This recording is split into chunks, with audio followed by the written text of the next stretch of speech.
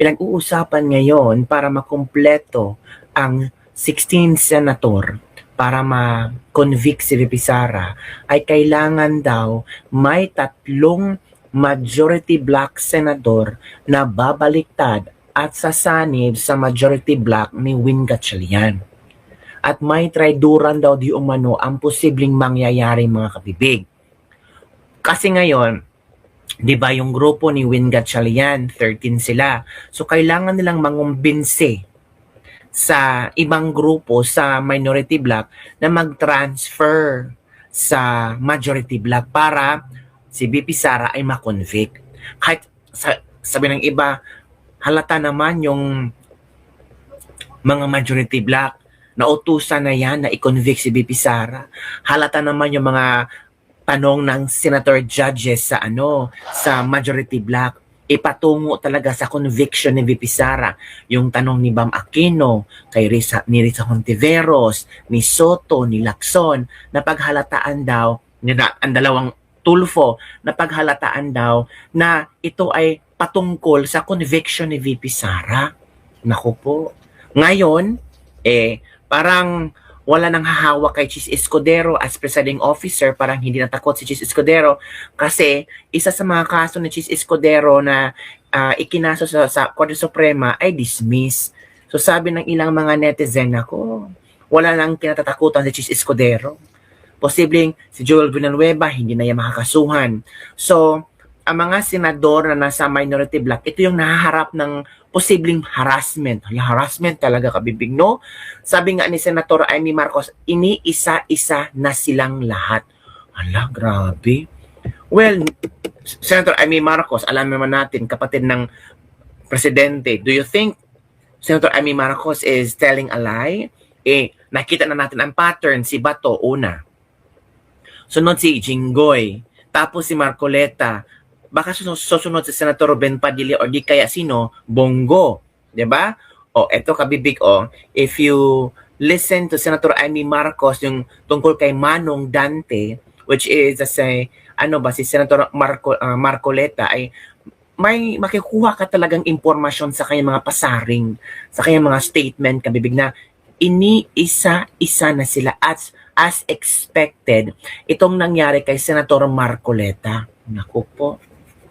So, yung 3 senador na traidor sa minority block ay baka nag-isip-isip na ngayon, baka kinumbinsi na sila. Diba? Ito kabibig, pakinggan natin si Senator Amy Marcos sa kanyang revelasyon. Let's watch this video.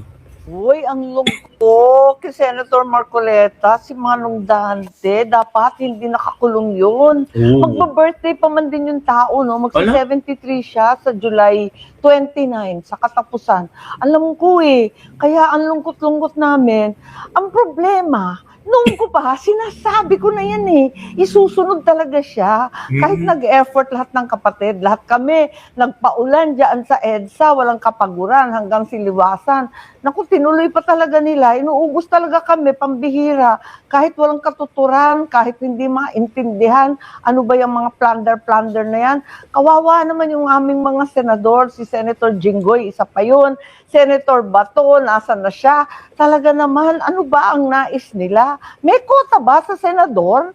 Ganun pa talaga yun bago magsona? May kota ba daw? Nako, ito kabibig. Hoy, Manang, may hukuman para sila ang magsabi kung walang kasalanan sa Senator Marcoleta. Sabi ni Joel Baradi. Ganyan pala itsura ng malungkot.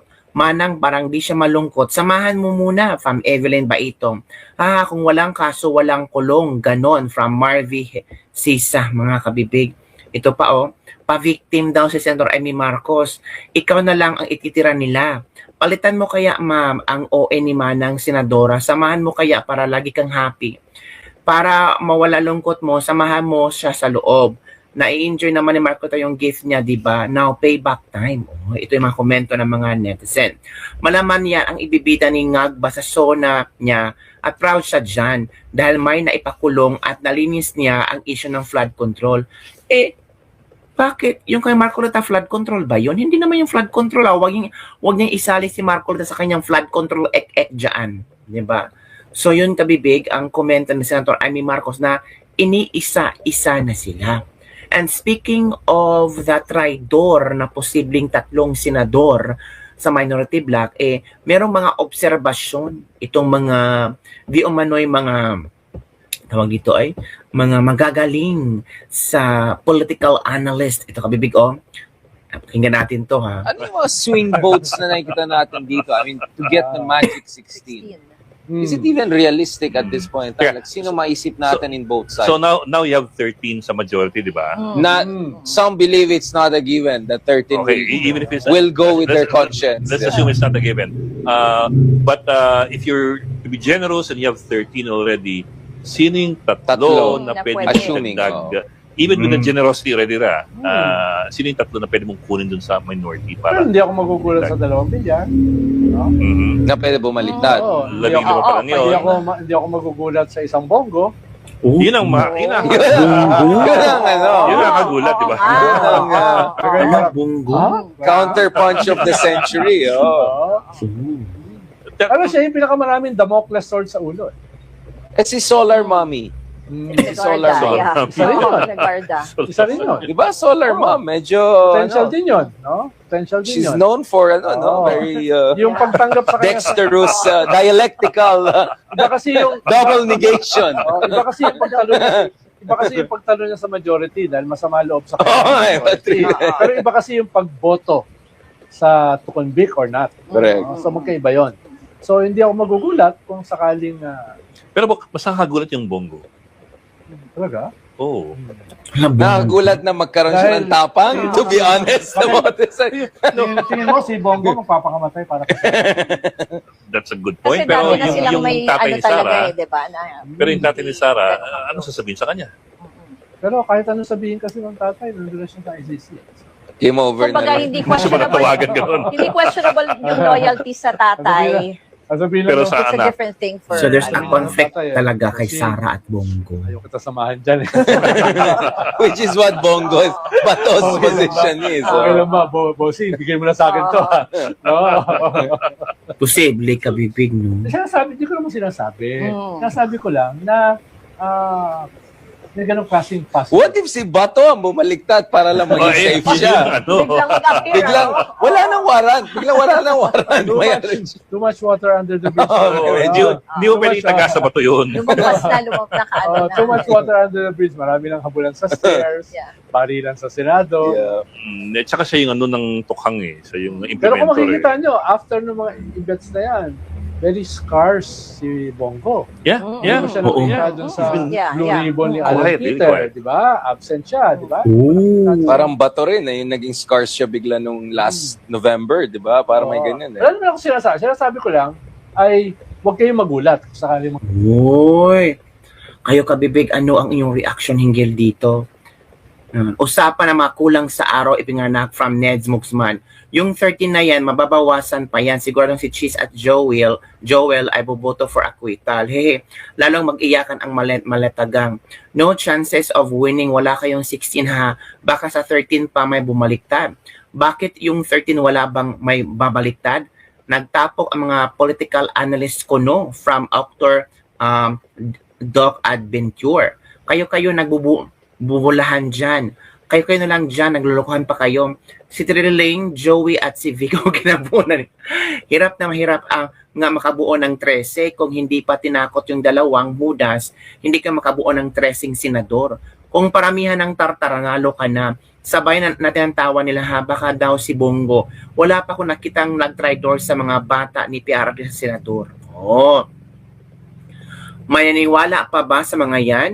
Baka yung 13 magiging 3 na lang dahil pag bumoto yung 13 ng conviction, markado na sila sa mga tao. Siyempre, yung iba dyan, may balak tumakbo sa 2028. Yes, posibleng iisipin din nila kabibig no na hindi ko i-convict si Sarah kasi delikado yung yung pagtakbo ko kasi mostly some of them re-electionist. Yung iba naman hindi magpa-re-electionist pero ganun pa rin nanganganib ang pangalan nila at hindi sila makakalimutan ng mga tao.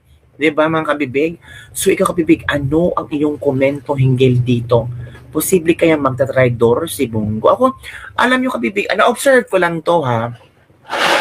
sobrang busy ni Senator Bongo sa mga outreach activities, sa mga pamibigay ng ayuda, tulong sa ating mga sambayanang Pilipino. Pag impeachment trial, Senator Bongo ay nakikinig, nag-oobserba, nag-take down notes, and I think nag-aaral din siya kapipig. Kasi nakakahiya naman bilang senator judge, gusto mo lang magpa-epal, tumayo ka lang sa podium para magtanong, and so on. I think pagbibigyan naman sila lahat. Baka ngayon hindi pa lang masyadong gustong magsalita si Senator Bongo or gustong magtanong sa witness ni Senator Bongo. Baka nag-reserve lang ng mga impormasyon si Senator Bongo at later on masyak na lang tayo na baka ito si Senator Bongo pa ang magbibigay ng mga ideya or magbubukas sa mata ng maraming tao na si BP Sara ay hindi, ay inosente at walang ginawang kabalaktutan ng gustong ipasampal sa atin ng mga House Prosecution Panel. Huwag naman natin husgahan si Senator Bongo. Pero sabi namang iba, posible daw na bumalagtad ito si Senator Bongo. Pero ako, hindi ko naramdaman kahit medyo hindi sila okay ni VP Sara pero mataas ang respeto ni Senator Bongo kay PRRD. Well, hindi naman natin kasama-sama or sama-sama si Bongo at si VP Sara. In fact nung bumisita si VP Sara sa Senado, pinuntahan naman niya si Bongo, nag-usap naman sila. Hindi ibig sabihin kung hindi nag-uusap, kung hindi nagkikita, hindi na close. Bakit? Hawak mo ba ang buhay nila? So huwag kayong gawa-gawa ng mga issue, mga kabibig. Basta mga Bisaya magkahiusag gihapon na bisag medyo na gamay conflict, malulusutan yan. And I'm sure alam naman natin na they're fighting for the freedom of PRRD.